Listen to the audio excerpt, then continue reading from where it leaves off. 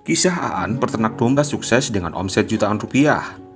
Aan peternak yang boleh dibilang cukup berhasil meraih sukses dari domba Garut yang dipeliharanya. Saat ini, omsetnya mencapai puluhan juta rupiah setiap bulannya. Usaha ternak domba Garut sudah dilakoninya sejak kecil, sejak bersama ayahnya. Dia menyulap lahan yang tak terlalu luas di belakang rumahnya, di Raja Desa, Kabupaten Ciamis, Provinsi Jawa Barat.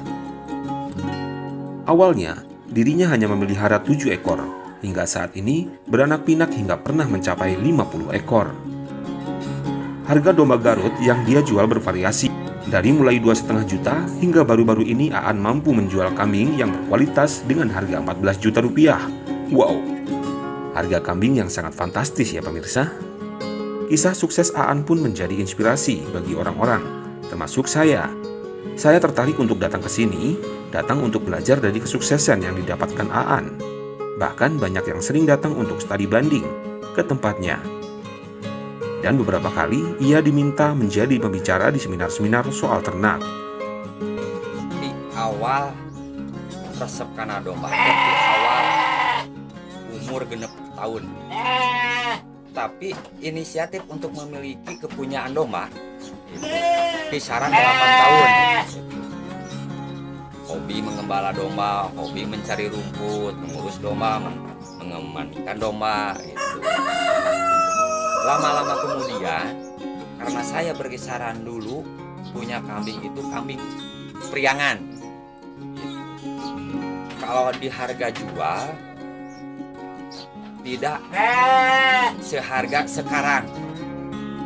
Awalnya saya melihat ketangkasan di Garut dan mendengar harga-harga domba Garut itu harganya nilai jualnya tinggi. Saya berpikir ingin mengganti domba-domba yang ada di kandang saya sendiri, digantikan dengan domba Garut. Awal-awalnya dan sampai sekarang, alhamdulillah, saya memiliki 5 pasang betina, 2 jantan. Alhamdulillah, menunjang sekali kepada perekonomian keluarga saya. Kalau segi perbedaan perekonomian pakan sama saja dengan domba priangan. Tapi harga jual berbeda. Kelebihan kalau domba priangan itu enggak dimandiin, enggak diurus juga jadi uang, tapi kecil uangnya nilainya. Itu beda dengan domba tangkas. Potensi harga jual ke depannya sangat luas sekali karena sekarang dengan adanya ketangkasan di lapangan seperti Pamidangan, ada di Garut, ada di Kota Banjar, baru-baru ini Panjalu untuk menjual domba tangkas.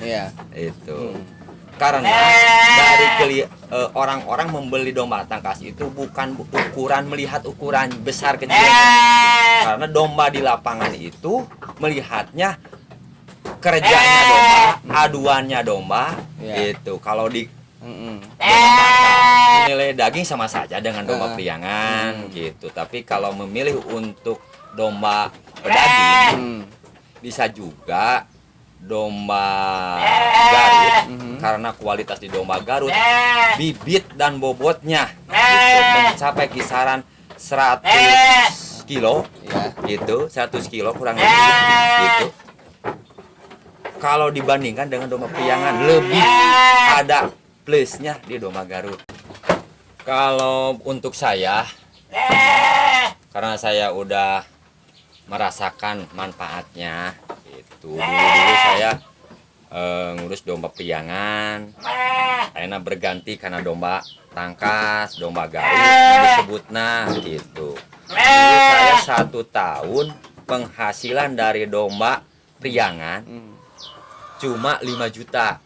Itu. Tapi saya beralih ke domba tangkas. Alhamdulillah bisa menyekolahkan anak-anak, bisa membeli kendaraan, kecil-kecilnya buat beli kebutuhan sehari-hari, membangun rumah gitu. Karena di harga jualnya lebih tinggi 4 kali lipat dari domba priangan. Yang datang baru-baru ini Dari Tangerang, dari Pangandaran, dari Garut juga ada. Walaupun di Garut itu pabriknya domba Garut itu, ada juga yang cari ke kota Ciamis.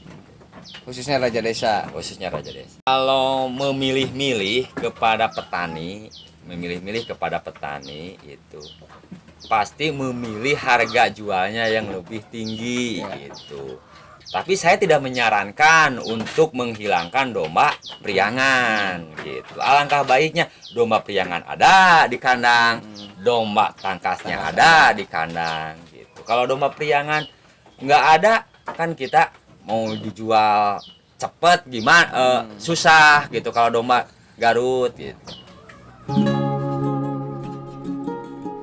Maraknya penjualan domba Garut di pasaran membuat bisnis budidaya hewan yang satu ini tergolong menjanjikan.